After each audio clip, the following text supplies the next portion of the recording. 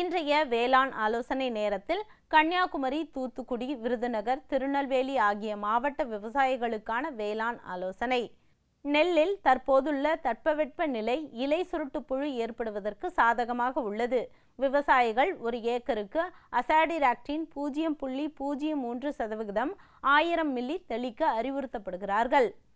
பருத்தியில் காய் மற்றும் காய் வெடித்தல் பருவம் தற்போதுள்ள தட்பவெட்ப நிலையில் மாவு பூச்சி நோய் ஏற்படுகிறது.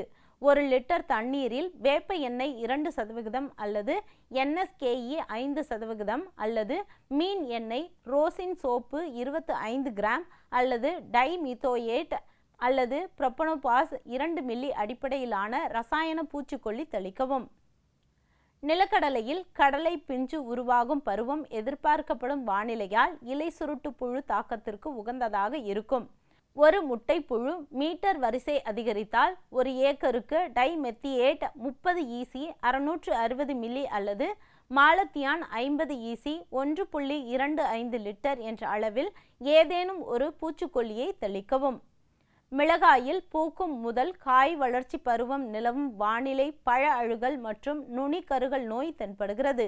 இதனை கட்டுப்படுத்த ஈரமான கந்தகம் 0.2%, காப்பர் ஆக்சிகுளோரைடு 0.25% மற்றும் ஜினப் 0.15% போன்றவற்றை தெளிப்பதன் மூலம் நோய் குறைப்பதுடன் விளைச்சலையும் அதிகரிக்கும். கொய்யாவில் காய் வரும் பருவம் நிலவும் வானிலையால் பழ ஈக்களுக்கு சாதகமாக உள்ளது. இதனை கட்டுப்படுத்த 1 லிட்டர் தண்ணீரில் மாலத்தியான் 50 EC 2 மில்லி அல்லது டைமெத்தோயேட் 30 EC 1 மில்லி தெளிக்கவும். எலுமிச்சையில் காய் பருவத்தில் நிலவும் வானிலை சொறி நோய்க்கு வாய்ப்பு அதிகம். கட்டுப்படுத்த காப்பர் ஆக்சிகுளோரைடு 0.3% தெளிக்கவும்.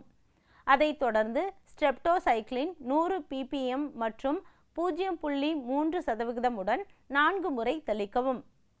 வாழையில் தற்போதுள்ள அதிக காற்றினால் வாழை சேதமடையாமல் தவிர்க்க விவசாயிகள் வாழை மரத்திற்கு முட்டு கொடுக்குமாறும் மற்றும் மண் அணைக்குமாறும் கேட்டுக்கொள்ளப்படுகிறார்கள்.